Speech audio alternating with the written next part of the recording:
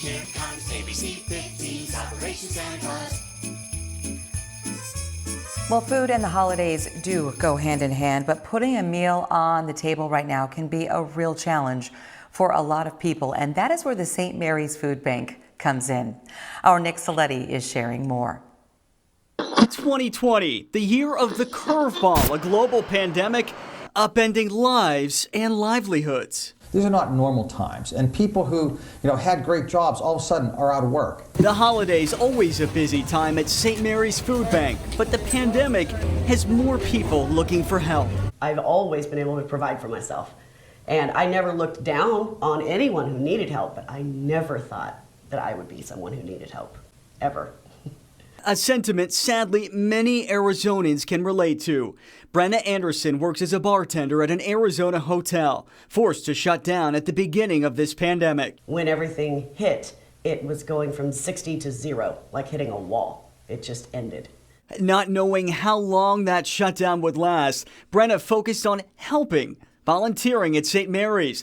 But the longer business stalled, the more she found herself in need. This changed my perspective on who needs it, on why people need it. We don't know where our next income is going to come from. We don't know, and all of a sudden, things you hadn't had to think about before of rent and car payment and bills, and am I going to have to sacrifice one to make the other?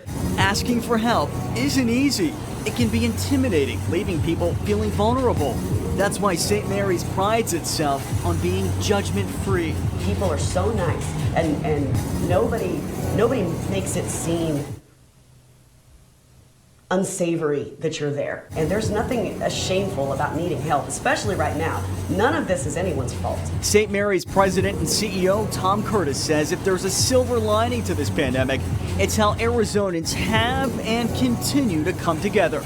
A testament to the whole community of how much they care for each other and don't want anyone in their community to be suffering. And you can help St. Mary's Food Bank as well as other local charities. We are collecting donations for them as part of our Operation Santa Claus. It's our 20th year. You could drop off donations in person or donate online at givetotheclaus.com.